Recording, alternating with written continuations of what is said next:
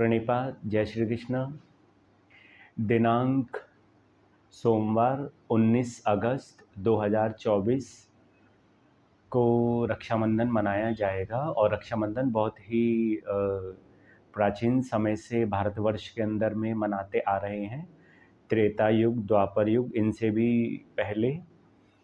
और हमारे एक मित्र हैं, हमारे भाई जैसे हैं, उमेश कुमार यादव, जिन्होंने यह प्रश्न किया है कि रक्षाबंधन क्यों मनाया जाता है, और भी लोगों ने प्रश्न किया है।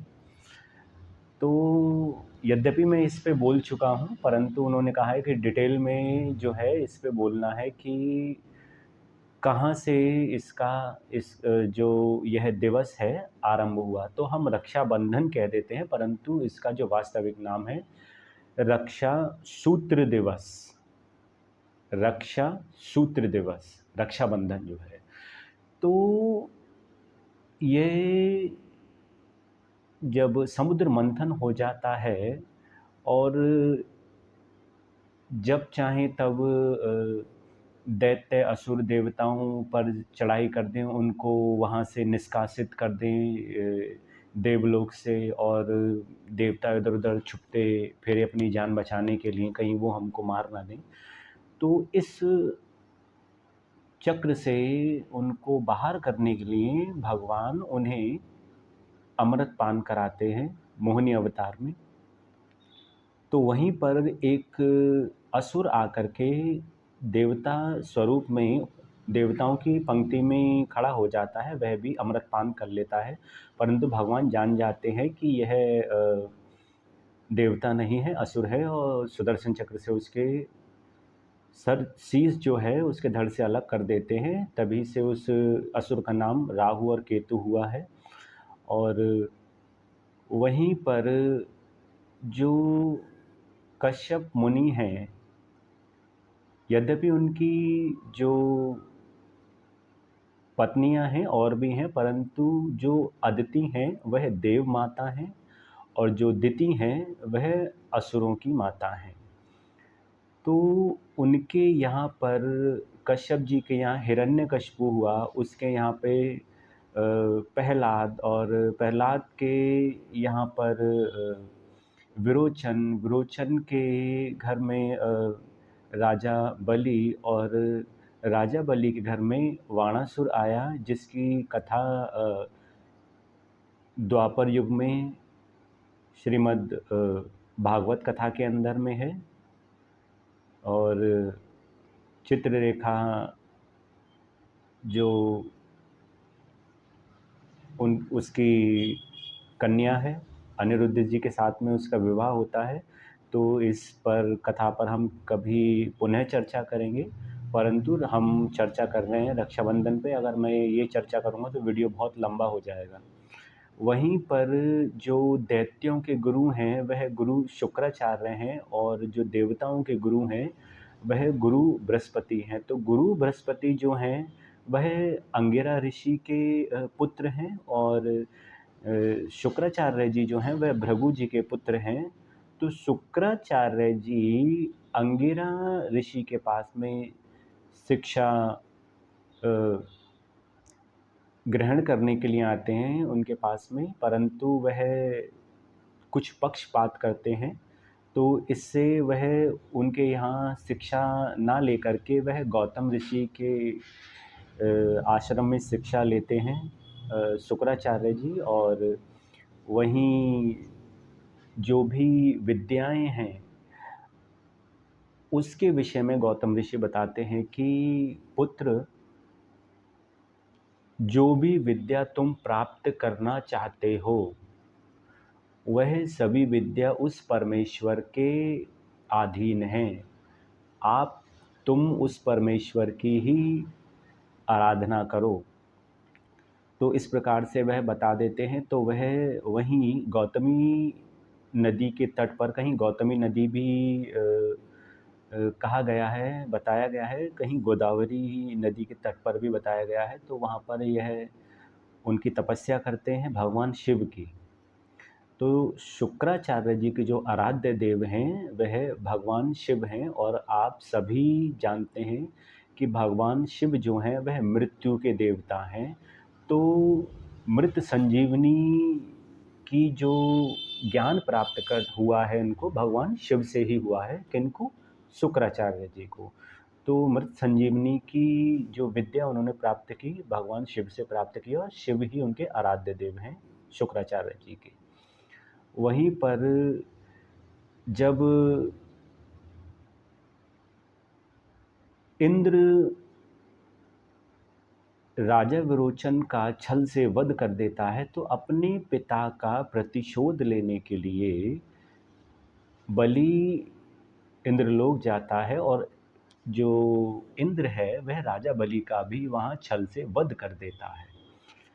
तब उसको पाताल लोक लाया जाता है और जो दैत्यों का निवास स्थान है, क्योंकि पाताल लोक में दैत्य असुर रहेंगे और मानव लोक में मानव लोग रहेंगे और देवलोक में देवलोग रहेंगे। इस प्रकार से इन तीनों में संधि थी कि ऐसे ऐसे हमारा स्थान रहेगा। उसको वहाँ लाया जाता है और जो शुक्राचार्य जी जो हैं मृत संजीवनी से राजा बलि को पुनः जीवित कर देते हैं। तो अब कुछ लोग कहेंगे कि ये तो परमात्मा की बनाई हुई सृष्टि के अंदर हस्तक्षेप करना है।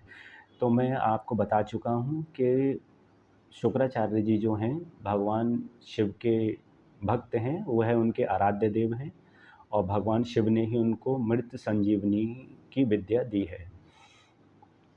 तो वहाँ पर वह पहुँचते हैं, उनको जीवित कर देते हैं और फिर वहाँ पर वह विश्व विजय यज्ञ का अनुष्ठान करते हैं। वहाँ एक रथ आता है जो कि विश्वजीत के नाम से होता है वह रथ, और विश्वजीत ही यज्ञ करते हैं वह।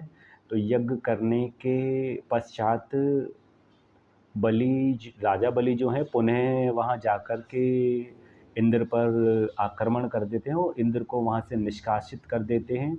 उनका जो भी मुकुट है उनका राजपाट सब अपने अधीन कर लेते हैं और वहाँ से इंद्र चले जाते हैं, उनको भगा देते हैं वहाँ से। वो जो भी इंद्र का जो मुकुट उन्होंने लिया वह ला करके शुक्राचार्य जी अपने गुरु के चरणों में राजा बलि रख देते हैं। तो शुक्राचार्य जी जो है वो पूछते हैं कि भाई ये तो ठीक किया कि तुमने इंद्रलोक पे अपना स्थान आधिपत्य कर लिया, परंतु जो देवता हैं वह कहाँ हैं? तो उन्होंने कहा कि उनको तो मैंने वहाँ से निष्कासित कर दिया, उनको भगा दिया मैंने वहाँ से। और इस पर राजा बलि से शुक्राचार्य जी कहते हैं कि जो जिस चीज़ की मुझे शंका थी तुमने वही कार्य किया। बोले गुरुवर मैं समझ नहीं पाया आप कहना क्या चाहते हैं? तो वह बोलते हैं कि कितनी ही बार देवता भी पहले भी पराजित हो चुके हैं और कितनी ही बार उनको इंद्रासन इंद्र को मिल चुका है। हिरण्यकशिपु ने तुम्हारे जो पूर्वज हैं उन्होंने जीत लिया था, उसके पश्चात तुम्हारे जो दादाजी हैं प्रहलाद, उन्होंने उनको लौटा दिया। तो इस प्रकार से उनको प्राप्त होता रहा है। तो वह कहता है कि यदि आपके मन में ऐसी शंका है तो मैं इसका भी समाधान किए देता हूँ। आज से 14 भुवन और तीनों लोक मैं आपको दान में देता हूँ। आप चाहें जिसको देना हो दो, नहीं देना हो मत दो। अब राजा बलि जो हैं वह पुनर्जन्म में कौन है यह भी हम साथ साथ जान लेते हैं। राजा बलि पुनर्जन्म में एक डकैत दिखाए हैं। तो वह उन्होंने कोई भी अच्छा कार्य नहीं किया था, परंतु एक समय उन्होंने श्वान अर्थात एक कुत्ते को भोजन करवाया। जब कुछ समय व्यतीत हुआ, राजा बलि जब डकैत रूप में थे तो उनका समय समाप्त हुआ। वह जो यमराज के दूत थे उनको वहाँ यमलोक में लेके गए। तो चित्रगुप्त ने उनके दृष्टिपात किया कर्मों पर। तो यमराज को बताया कि भगवान इसका अधर्म ज़्यादा है और जो इसने धर्म संबंधित काम किया है वह बहुत कम है। तो यमराज पूछते हैं कि पहले क्या भोगना चाहोगे? तो उस समय भी राजा बलि को यह ज्ञात नहीं था कि यही मेरे गुरु बनेंगे। तो उस समय भी वहाँ से शुक्राचार्य जी जा रहे थे तो उन्होंने उस डकैत के कान में कहा, अर्थात जो अब राजा बलि है, कि कह दो इनको कि मैं पहले अच्छे कर्म, शुभ कर्म भोगना चाहता हूँ। तो इस प्रकार से वह कह देते हैं, तो वो राजा बलि के रूप में वह जो डकैत था, उसका जन्म होता है और वही राजा बलि बनता है जन्म लेने के पश्चात। और वही जो उस डकैत को कहते हैं, उस समय शुक्राचार्य जी थे, वही इनके गुरु बनते हैं शुक्राचार्य जी यहाँ पे आकर के। तो आगे चल के जब इंद्रासन को जब जीत लिया इन्होंने, तब जा कर के ये वहाँ मगन हो गए एकदम से। तो जिस कर्तव्य के लिए इनको चुना गया था कि भाई तुम्हारा कार्य क्या है, वह कर्तव्य तुमको पूर्ण करना है। तो जब इन्होंने अपने गुरु को 14 भुवन और तीनों लोक दान में दे दिए, तभी से इनको दैत्यों का राजा बनाया गया। तब कुछ समय तक तो ये अपने ही राज्य के राजा थे, परंतु इनको उस समय राजा क्या कहें हम, उस समय समस्त पाताल लोक का इनको एक तरीके से सम्राट घोषित कर दिया। तो राजा बलि तब उस समय दैत्यों के राजा बने और इस प्रकार से चलता रहा। तो जो देवताओं की माता हैं, माता अदिति, वह भगवान विष्णु के पास जाती हैं और कहती हैं कि भगवान, मेरे पुत्र जो हैं वो, उनका सब कुछ राजपाट बलि ने छीन लिया है और आपसे तो कुछ छिपा नहीं है, आप सर्वज्ञ हैं, सर्वेश्वर हैं, आप कुछ कीजिए। तो वह माता अदिति को आश्वासन देते हैं कि आप माते चिंतित ना हो, मैं अवश्य ही आपके घर में वामन रूप में अवतार लूँगा और जो तुम्हारे पुत्रों की खोई हुई संपदा और उनका वैभव है, वह मैं उनको पुनः लौटा दूँगा। तो इस प्रकार से वामन भगवान का अवतार होता है माता अदिति के यहाँ पर। और वही बटुक वामन जी भिक्षा मांगने के लिए राजा बलि के यहाँ जाते हैं, जो कि राजा बलि ने यह प्रण लिया था कि देवताओं की कहीं भी पूजा ना हो। इस पर जो मानव लोक है, वहाँ पर देवताओं की पूजा हो रही थी। तो इस पर आक्रमण करने के लिए, मानव लोक पर आक्रमण करने के लिए राजा बलि जो हैं 100 अश्वमेध यज्ञ करते हैं, जिनमें से वह 99 पूर्ण कर लेते हैं और एक रह जाता है। तो उसमें वह जाकर के बैठ जाते हैं। कब? जब वह सब लोगों को दान दे चुके होते हैं तब। तो जो भी याचक आए थे, जिनकी जो भी याचना थी, उनकी याचना सुन करके उनको दान दिया, जो उनकी समस्याएं थी उनका समाधान किया, तो अपने यज्ञ में आकर के बैठ गए। तभी बटुक भगवान अर्थात वामन भगवान वहाँ पहुँच जाते हैं, वहाँ आवाज़ लगाते हैं जाकर के, भिक्षान देहि भिक्षान देहि। तो राजा बलि उठ करके जाते हैं, उनसे पूछते हैं कि कहिए ब्राह्मण, बटुक महाराज आपको क्या चाहिए? तो बोलते हैं कि केवल मेरे को 3 पग भूमि चाहिए। बोले इतने छोटे छोटे से तो आपके पाँव हैं, नन्हे से तो आप खुद हैं, क्या करेंगे 3 पग भूमि का? लेकिन भगवान एक बहुत ही यहाँ पर एक जिद पे अड़ जाते हैं कि नहीं, मुझे केवल 3 पग भूमि चाहिए और कुछ नहीं चाहिए, ना स्वर्ण चाहिए, ना कोई आपसे और मेरे को किसी चीज़ की अपेक्षा है, केवल मुझे यही आपसे 3 पग भूमि चाहिए। वहीं बैठे होते हैं शुक्राचार्य जी। शुक्राचार्य जी जो हैं वह अपने अंतर्दृष्टि से जान लेते हैं कि यह वामन नहीं, ये साक्षात भगवान विष्णु है, नारायण हैं। तो वह राजा बलि को बुला कर के कहते हैं कि राजा बलि, जिसको तुम बटुक ब्राह्मण समझ रहे हो, वास्तव में वह बटुक ब्राह्मण नहीं, वह साक्षात नारायण है। यह तुमको छल जाएगा, कंगाल कर जाएगा। पर राजा बलि जो थे सत्यवादी थे और वचनबद्ध थे। उन्होंने कह दिया था उनको कि ठीक है, यदि आपको 3 पग भूमि चाहिए तो आप 3 पग भूमि ले लो। पर भगवान विष्णु को पता था कि शुक्राचार्य जी उसमें कोई ना कोई अवश्य ही रोड़ा अटकाएंगे। तो उन्होंने वहाँ पर जो जल रखा हुआ था, उस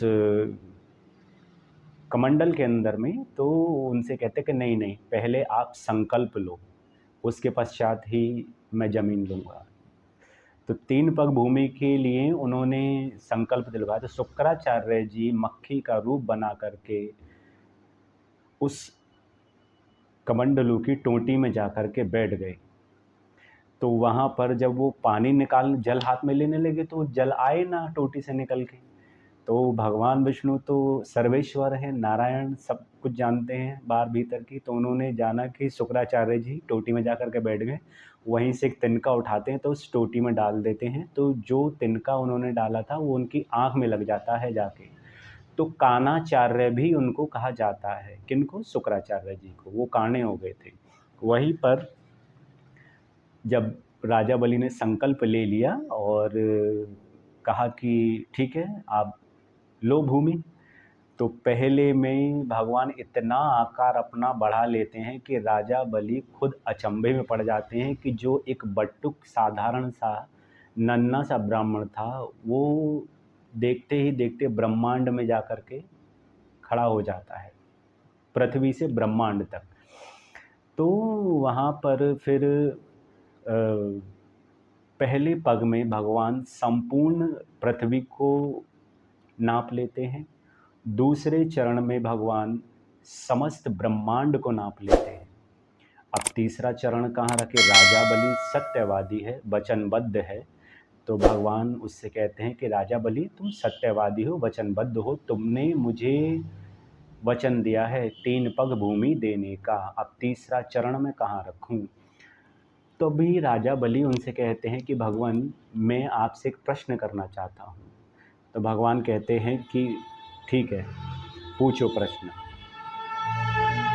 तो भगवान से राजा बलि कहते हैं कि भगवान दान बड़ा या दानी बड़ा? तो भगवान कहते हैं कि निश्चिंत ही दानी बड़ा होता है।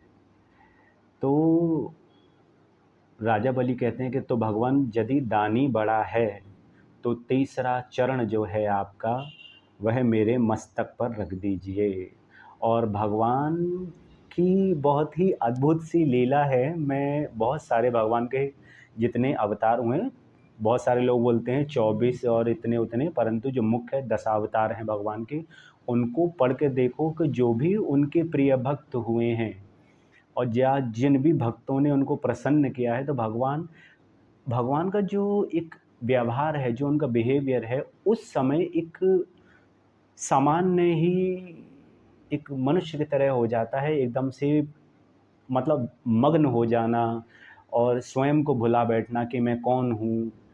और इतना एक तरीके से हम कह सकते हैं कि एक भक्त के जो उनका भक्ति का जो उसका मोह है, जो उस भक्त का प्रेम है भगवान के प्रति, उसमें इतने भगवान तल्लीन हो जाते हैं, इतने मग्न हो जाते हैं कि उनको स्वयं के शरीर की या स्वयं की भी कोई कह सकते हैं यहाँ पे चिंता नहीं रहती है। इतने वो हो जाते, तो भगवान इतने प्रसन्न हो गए कि भगवान ने जैसे ही राजा बलि के मस्तक पर चरण रखा, मारे भार के राजा बलि पाताल लोक में धंसते जा रहे हैं। और भगवान को देख देख करके उनके आँखों से अश्रु निकल रहे हैं, एकदम आँखों से उनके आंसू निकल रहे हैं भगवान को देखकर, क्योंकि वो स्वरूप भगवान का जो देवताओं को भी देखने को नहीं मिलता है, वह राजा बलि देख रहे हैं। तो राजा बलि जब धंस जाते हैं, भगवान उनको लेकर के नीचे पाताल लोक में पहुंच जाते हैं और उनको कहते हैं कि अब से तुम्हारा निवास स्थान ये पाताल लोक ही है, यहीं पर रहोगे तुम। और भगवान प्रसन्न होते हैं तो कहते हैं कि मैं तुम्हारे वचन से, तुम्हारे सत्यवाद से और तुम्हारे जो धर्म कर्म के कार्य हैं उनसे मैं प्रसन्न हूँ, मांगो कोई वरदान। तो राजा बलि ने सोचा कि जिसने भी अब तक भगवान नारायण से वैर लिया, संसार में उसका पानी देने वाला भी कोई नहीं रहा, यह सत्य है। जो अहंकारी घमंडी लोग होते हैं और जो कहते हैं कि मतलब अपने आप में ही रहते हैं। जैसे मान लो कि अगर 2 व्यक्ति हैं, एक है उसका विश्वास है कि परमात्मा है, भगवान है। एक का विश्वास है कि ईश्वर या भगवान कोई नहीं है, कुछ नहीं है। परंतु जो पहला व्यक्ति जिसको यह विश्वास है कि ईश्वर है, परमात्मा है, यदि उसके जीवन में कोई भी दुख सुख आता है, कोई भी बड़ी दुर्घटना हो जाए या कोई भी कष्ट आए, उसका ये विश्वास है कि मेरा कोई है जो मेरी सहायता करेगा या मुझे सुनेगा। परंतु जिसका ये विश्वास है कि भगवान नहीं है या ईश्वर नहीं है, तो यदि उसके जीवन में कोई संकट आता है, कोई दुख आता है, कोई समस्या आती है, तब उसके पास कौन होता है? वो स्वयं अकेला ही होता है, उसके पास कोई नहीं होता है। इसके पास इसका विश्वास है। इसका विश्वास है कि ईश्वर नहीं है, इसका विश्वास है कि ईश्वर है। तो जो है, जिसका विश्वास है कि भाई मेरे है कि ईश्वर है, वह मेरी सहायता करेगा, मुझे मार्गदर्शन करेगा। परंतु इसका मार्गदर्शन कौन करेगा जो यह कहता है कि ईश्वर नहीं है? तो थोड़ा विचार करें। हम ये नहीं कहते कि मतलब कि भगवान का भजन करो, 10-10 घंटे बैठे रहो और ज़ोर-ज़ोर से चिल्ला-चिल्ला के मंत्रों का उच्चारण करो, परंतु विश्वास, हाँ, ईश्वर है, परमात्मा है।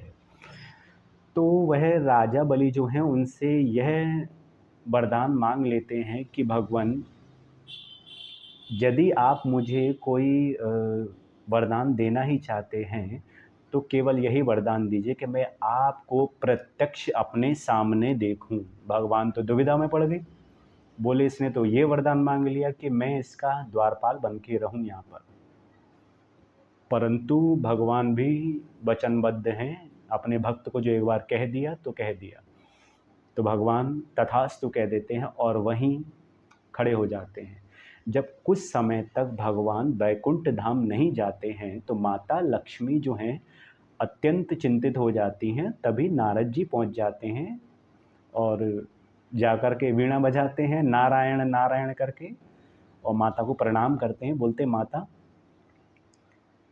भगवान नहीं दिख रहे, कहाँ हैं? तो माता कहती हैं कि बहुत समय से तुम्हारे नारायण नहीं है यहाँ पे, पता नहीं कहाँ गए हैं। परंतु माता जो हैं वह आदि शक्ति हैं, उनको सब पता है। परंतु एक लीला, उसके जो कथा है, मनुष्य यानी कि जो जीव है अर्थात जो मनुष्य हैं, उनको पीछे क्या मैसेज देना है, इसका पीछे का जो उन्होंने मैसेज दिया है, जो बताया गया है इसके पीछे का तथ्य, वह समझने का प्रयास कीजिए। जबकि वो आदि शक्ति हैं, उनको सब पता है क्या घटित हो रहा है, क्योंकि एक जो सत्ता है और एक शक्ति है। तो यदि अगर सत्ता तो है, शक्ति नहीं है, तो फिर क्या होगा उसका? तो वैसे ही माता को नारद जी बताते हैं कि जो आपका पौत्र है, प्रहलाद के यहाँ पे जिसने जन्म लिया, राजा बलि, ऐसे-ऐसे उसको भगवान ने पाताल लोक में निवास स्थान दिया है और भगवान से उसने यह वरदान माँगा है कि प्रत्यक्ष वह आपको वहाँ ही देखता रहे जब तक उसका जीवन काल है तब तक। इस प्रकार से माता बड़ी चिंतित हो जाती हैं कि अब क्या करना चाहिए इस विषय में। वह नारद जी को बोलती हैं कि नारद जी, अब तुम ही कुछ उपाय बताओ कि क्या करना चाहिए। तो नारद जी कहते थे कि माता एक काम करो, आप राजा बलि को भाई बना लो। बोले ठीक है, और उनको वहीं जहाँ भगवान विष्णु अपने सिंहासन पर जो बैठते हैं, वहीं से एक सूत्र या अर्थात रक्षा सूत्र दे देते हैं उनको, धागा एक उठा करके दे देते हैं, रक्षा सूत्र जिसको कहा गया है। तो वह सूत्र उठा करके उनको दे देते हैं और कहते हैं यह उसकी कलाई से बांध देना, और जो वचन है वह इस पर आप ले लेना। वहीं पर माता लक्ष्मी जो है वह अन्य स्त्री का रूप धारण करती हैं, और जहाँ राजा बलि अपने प्रतिदिन के जो उनका दान कार्य था उसको करने लगते हैं, दान देने लगते हैं, तो माता सबसे पीछे जाकर के खड़ी हो जाती हैं और ज़ोर-ज़ोर से रोने लगती हैं। तो राजा बलि उस समय जब वो जो याचक आए हुए थे अपनी याचना लेकर के, उन सबको छोड़ करके माता के पास पहुंच जाते हैं। बोले कि आप देवी, आप क्यों रो रही हैं? तो वहाँ पर वह कहने लगते हैं कि माता कहती हैं उनको कि मेरा कोई भाई नहीं है और आप तो सत्यवादी हैं, वचनबद्ध हैं आप, और याचक जो भी आपके पास याचना लेकर के आता है उसकी याचना आप पूर्ण करते हैं, तो वह आपकी क्या याचना है? बोले मेरा कोई भाई नहीं है। तो बोले बस इतनी सी बात है? बोले मैं आपका मुँह बोला भाई बन जाता हूँ। तो जो दंतक भाई है, माता लक्ष्मी जो हैं, जो अन्य स्त्री का रूप धारण करके गई थी, वहाँ पे उसको रक्षा, मतलब जो रक्षा सूत्र है, जो धागा है, वह उसकी कलाई से बांध देती हैं। और जब उपहार की बारी आती है कि आपको उपहार में क्या चाहिए, तब माता कहती हैं कि जिन नारायण को आपने प्रत्यक्ष देखने के लिए उनको अपने समक्ष रखा हुआ है, आप उन्हें उनके वचन से मुक्त कर दें। तो भगवान माता लक्ष्मी की ऐसी बात सुन कर के राजा बलि उनको कहते हैं ठीक है, मैं वचनबद्ध हूँ और आपने जो मांगा है मैं ऐसा ही करूँगा। वह उनको मुक्त कर देते हैं भगवान विष्णु को उनके वचन से, और जो रक्षा का सूत्र ला कर के माता ने बलि की कलाई पे बांधा था, उनकी रक्षा का वह प्रण ले लेते हैं। और तब जो अन्य स्त्री के रूप में रूप धर करके माता लक्ष्मी वहाँ पहुँचती हैं, तब वह अपने असली स्वरूप में आती हैं और राजा बलि को कहती हैं कि पुत्र, तूने मुझे पहचाना नहीं। तब वह देखते हैं और उनको दंडवत प्रणाम करते हैं, दोनों ही लक्ष्मी नारायण। और एक इसी में जब एक बार माता लक्ष्मी राजा बलि से मिलने के लिए पहुंचती हैं, तो राजा बलि ये हट कर बैठते हैं कि माता तुम तो मुझे दर्शन देती हो, किसी दिन भगवान विष्णु के दर्शन भी मैं करना चाहता हूँ, आप उनको अपने साथ लेकर के आओ। तो माता कहती हैं कि उनका कोई भी भक्त किसी भी स्थान पर उनको सच्चे हृदय से पुकार करे, उनका स्मरण करे, वह वहीं उपस्थित हो जाते हैं आकर के। तो वही वचन माता ने पूर्ण कराया। दोनों ही लक्ष्मी नारायण राजा बलि के समक्ष खड़े होते हैं और राजा बलि उनको प्रणाम करता है। दोनों ही राजा बलि को आशीर्वाद देते हैं, बहुत ही प्रसन्न होते हैं राजा बलि से। और राजा बलि का जैसे मैंने बताया कि बाणासुर उनके घर में उत्पन्न होता है, उनके पुत्र के रूप में बाणासुर। और बाणासुर भी भगवान शिव का बहुत बड़ा भक्त दिखाया है, परंतु तभी से रक्षा सूत्र दिवस मनाया गया, जो आगे चलते चलते चलते आज रक्षाबंधन के नाम से जाना जाने लगा। तो आई होप कि जो भी आपने पूछना चाहा, जो आपका प्रश्न था, उसका उत्तर देने का केवल मैंने प्रयास किया है। अन्यथा बहुत सारे ज्ञानी जन है इस संसार के प्रांगण में, और मुझसे भी अधिक इस विषय पर आपको बता सकते हैं। उन ज्ञानी जन के चरणों में मैं प्रणाम करता हूँ। और सर्वप्रथम तो मैं जो हमारे बंधु हैं, हमारे मित्र हैं उमेश कुमार यादव, उनको मैं हृदय से धन्यवाद देता हूँ कि मेरे नारायण का जो उनका जो चरित्र है उसका कुछ अंश बताने के लिए मेरे ऊपर बहुत बड़ी कृपा करी, जो यह प्रश्न पूछा। तो आगे बस नारायण की इच्छा और हम सभी पर नारायण की खूब कृपा हो। हर हर महादेव शिव शंभो। तब तक के लिए शुभ रात्रि।